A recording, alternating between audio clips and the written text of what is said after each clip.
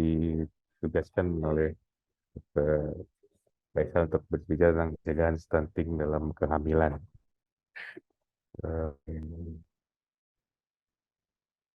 ya, jadi secara tadi Dr. Faisal banyak bercerita tentang para pemain-pemain bola gitu. Bapak berpikir juga ya, kenapa ada orang yang jadi orang baik dan ada orang yang jadi jahat ya di cover-cover majalah ini gitu.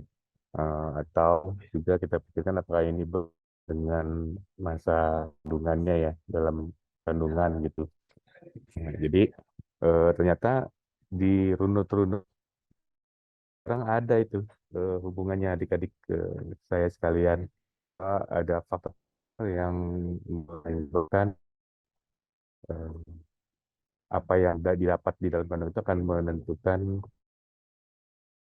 nanti selanjutnya. Nanti silakan kalau mau baca-baca di majalah ini ya. Nah, jadi untuk intervensi outline pada pagi hari ini saya akan bicara tentang intervensi dini, terus hal-hal penting yang perlu dilakukan oleh ibu hamil ataupun hal negatif tentang bumil dan stunting. Nah, tadi yang kita bicara sebagai introduksi itu ada dikenal dengan eh, Barker hipotesis ya. Jadi ternyata di dalam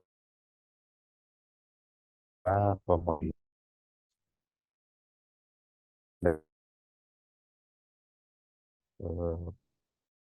di nanti saya di opsi D yang sudah mulai teruji gitu ya, mulai teruji memang Barker hipotesis itu benar tentang patologi polikistik ovari sindrom ataupun endometriosis ya. Nah, jadi ini ternyata patologi yang long life gitu ya. Jadi tidak hanya di bidang obstetri dan ginekologi saja kita bicara di sini, tapi ternyata juga banyak penyakit-penyakit non-communicable seperti diabetes tipe 2, hypertension, cardiovascular disease, dan obesity itu ternyata berhubungan gitu ya dengan Barker hipotesis tadi. Nah, kemudian sehingga kaitannya kita sadari sekarang bahwa pelayanan sebelum hamil itu perlu, terutama untuk pasangan usia subur ataupun wanita usia subur, ya, untuk memperbaiki gizi dan kesehatan pasangan subur dan persiapan sejak remaja, menjaga kesehatan reproduksi, dan menghindari 4T ya. 4T itu akronim dari terlalu muda, terlalu tua, terlalu lapar, atau terlalu banyak adalah bagian dari intervensi yang bisa dilakukan.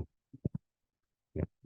Nah, kemarin di grup saya juga saya sudah menghimbau, jadi ya, mungkin buat ini ada pasangan usia subur dan wanita usia subur, buat adik-adik semua, pesan dari presentasi saya pertama, jangan menunda nikah ya. Jadi begitu ini cepat-cepat nikah.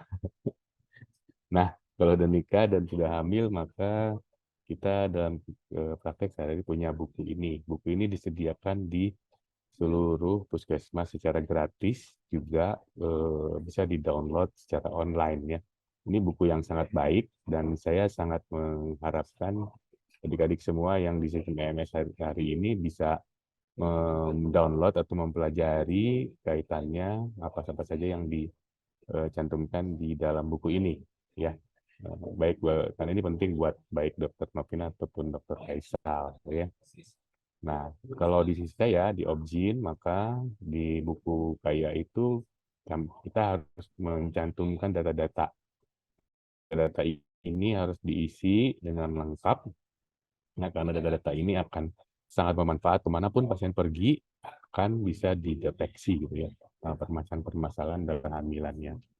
Kemudian ini juga ada 7T, ini berkembang terus sekarang jadi 10T ya. Di 10T itu adalah jumlah dari antenatal care atau pusat kehamilan yang sekarang standarnya ada 6 kali minimal.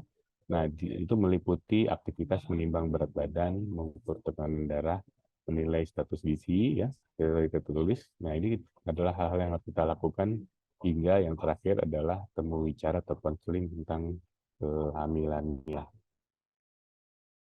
Ya, diharapkan setiap ibu hamil itu dapat memperbaiki gizi dan kesehatannya, deteksi secara umum, dan mendapat tablet tambah darah dan asam folat ya, minimal 90 tablet selama kehamilan. Juga pemberian makanan tambahan pada kekurangan energi kronis juga sedang menyusui dan KB nanti pasca dia lahir gitu ya. Ini adalah aktivitas utama yang harus kita lakukan dalam menghadapi setiap ibu hamil. Juga sama kita selalu mendapat manfaat atau mendapat eh, melakukan evaluasi dari grafik-grafik ya. Jadi kita datang kita plot kita data-data di tekanan darah, berat badan, tingkat badan dan selanjutnya. Karena dengan adanya grafik-grafik yang tadi sudah disampaikan Dr. Faisal, kita bisa memantau ya apakah ini baik-baik saja atau tidak baik-baik saja.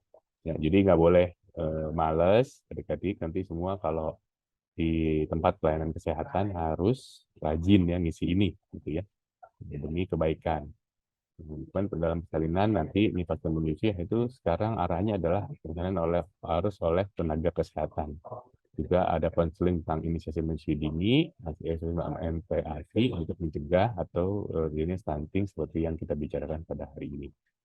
Kemudian kalau bisa juga ada pelayanan KB selama persalinan, hasilnya hingga 2 tahun, pemberian vitamin A, dan yang penting tapi jarang dibahas adalah juga tentang pola hidup bersih dan sehat, baik akses air bersih ataupun fasilitas sanitasi. Ini juga perlu kita berdayakan di tempat kita nanti bekerja supaya cakupan kesehatan masyarakatnya lebih paripurna lagi. Dan ketika kita menghadapi pasangan usia subur atau wanita usia subur, maka salah satu konsumsi yang baik yang dianjurkan adalah mengkonsumsi asam folat. Ya, karena dengan mengkonsumsi asam folat kita bisa mengurangi hingga 72% dari cacat bawaan dan mencegah terjadinya relative defect karena gagal perkembangan organ bayi. Ya. Nah ini yang paling sederhana adalah vitamin B kompleks itu pasti mengandung asam folat. Ya, kalau untuk anjuran pasien sehari-hari maka kita dapatkan asam folat dari daging-daging unggas, sayuran hijau seperti bayam, asparagus, seledri dan lain-lain, juga buah-buahan, alpukat, jeruk, dan kuning telur. Ya, ini adalah bahan-bahan makanan yang dianjurkan atau kita konsumsi sendiri untuk sehari-hari ya.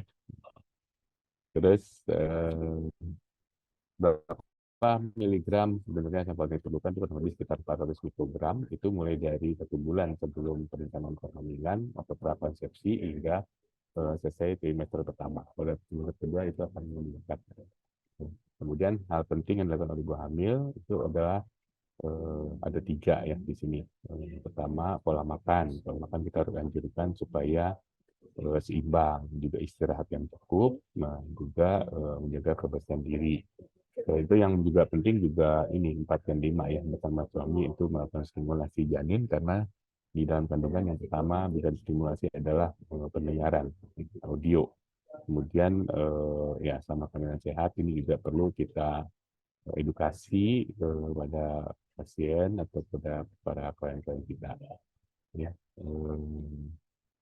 Kemudian, nah ini yang tadi kita sempat singgung bahwa akses sanitasi yang aman itu juga penting ya, terutama nanti kalau kita di wilayah-wilayah gitu ya, perlu juga untuk sekali melihat bagaimana kualitas air bersih dan bagaimana sumbernya dan melakukan koordinasi dengan instrumen-instrumen daerahan terkait ya untuk memperbaiki akses sanitasi ini ya, karena ini adalah sumber masalah adik-adik semua ya, nanti sumber infeksi, ya, juga ke hygiene dan lain-lain. Kemudian ibu hamil yang sedang sakit juga tidak boleh gegabah dalam konsumsi obat, maka sebaiknya mereka mendapatkan akses untuk konsultasi dengan kita, ya, karena bisa berdampak terutama pada trimester pertama kehamilan. Kalau trimester 2 dan 3 relatif aman, terutama trimester 1 dan 1 itu yang menandakan, jadi mereka harus aware atau sensitif terhadap siklus headnya dan curiga apakah mereka hamil atau tidak. Ya. Nah ini adalah angka kecukupan energi. Jadi setiap makan ini kita bisa anjurkan ya, jadi terbagi atas 4 part ya, 4 bagian. Jadi ada protein hewan atau nabatinya, ada buah-buahan, ada sayur-sayuran dan nasi atau makanan pokok. Ya. Nah, kemudian jenis air putih itu 8 sampai 12 gelas per hari untuk mencegah dehidrasi dan melancarkan pencernaan. Jika mengkonsumsi tablet tanpa darah dan apa namanya vitamin yang cukup. Ya. Nah, ini adalah proporsi bahwa mungkin kita pernah berpikir kayaknya di kota nggak ada ya orang yang kurang gizi gitu ya atau anemia. Tapi ternyata dalam satu penelitian ini di tahun 2011 itu ternyata sama saja gitu, sama angkanya, sehingga tidak bermakna bahwa antara perkotaan dan pedesaan itu angkanya hampir sama. Jadi ini ada masalah kita bersama di Indonesia sehingga kita harus mengerti dan memahami serta berperan aktif dalam penanganan kasus anemia. Ya. Nah, kemudian tadi antarkala kita sempat bahas, jadi untuk mencegah stunting tadi adalah menggunakan folat dan jodium yang cukup, zat besi, kalsium dan DHA untuk mendukung perkembangan bayi selama 1000 hari pertama kehidupannya.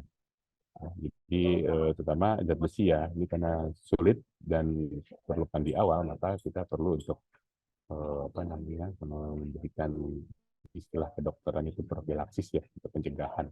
Tidak apa-apa kita berikan mereka intervensi lebih dini. Ya, nah jadi kembali disampaikan bahwa bayi itu membutuhkan nutrisi yang tepat dan cepat. Early intervention is essential. Juga ini juga harus untuk di perkotaan harus anamnesisnya dalam kehamilan harus lebih jelas gitu ya, harus lebih berani itu, terutama masalah penggunaan alkohol. Saya rasa di Bandung konsumsi alkoholnya cukup tinggi ya, jadi nanti hati-hati, terutama kalau pada ibu hamil ya. Jadi karena ada istilahnya fetus alcohol syndrome di mana dapat berdampak pada pertumbuhan atau stunting dari bayinya. Ya. Nah, ini ada istilah dari Kementerian Kesehatan tentang kampanye untuk 1000 hari pertama kehidupan. Ya. Di sini dilihat dari sejak dalam kandungan, kurang dari 9 bulan, kemudian sampai usia 2 tahun. Ini fase-fasenya dia membutuhkan ASI eksklusif, ya, juga harus mengandalkan cukup mengenai gizi anak. Ya, selain itu juga infeksi berulang atau kronis harus kita pantau dan kita deteksi lebih awal untuk mencegah terjadinya stunting pada kehamilan. Sanitasi tadi kita sudah bahas ya, itu semua masalah yang kadang-kadang tidak terduga ya, cacingan.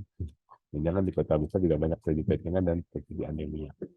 Ya, jadi dalam 1000 hari pertama kehidupan ini ternyata masih terbentur dengan beberapa keterbatasan. Masih ada yang jauh ya, tempatnya dan sulit dijangkau, juga masalah komunikasi dan jaringan nih. Jadi mudah-mudahan nanti dengan era 5G dan 4G internet itu akan membuat distribusi informasi yang semakin bagus sehingga pelayanan kita lebih baik, karena di Indonesia ini masalahnya tidak hanya kesehatan saja tapi masalah transportasi juga menjadi penting, terutama di obstetrik ginekologi. Kita melakukan rujukan itu susah karena kadang-kadang kapalnya baru ada minggu depan atau karena cuaca buruk kapal tidak berangkat. Nah, itu hal yang kita akan hadapi di lapangan. Selain itu juga masalah universal health coverage ya. Jadi kalian tidak hanya harus menguasai basic science dan patologi saja, tapi ini masalah yang penting juga. Bagaimana health coverage itu penting. Indonesia sangat baik, sangat baik. Jadi kalau menurut saya kita menuju ke arah yang benar karena sangat mewah ya. Jadi yang di coverage oleh BPJS itu banyak gitu. Jadi mungkin nilainya yang tidak bisa, karena banyak jadi tidak bisa besar. Ya, jadi kan harus nanti bekerja mengerti tentang plan, tentang coding dan lain sebagainya. Ini tantangan untuk mencegah apa untuk atau mendorong kemajuan kesehatan kita di masa yang akan datang ya. Jadi ini histori dari BPJS ya. Yang dulu kita ada Askes, ada Jamkesmas, mau dirombak digabungin di satu.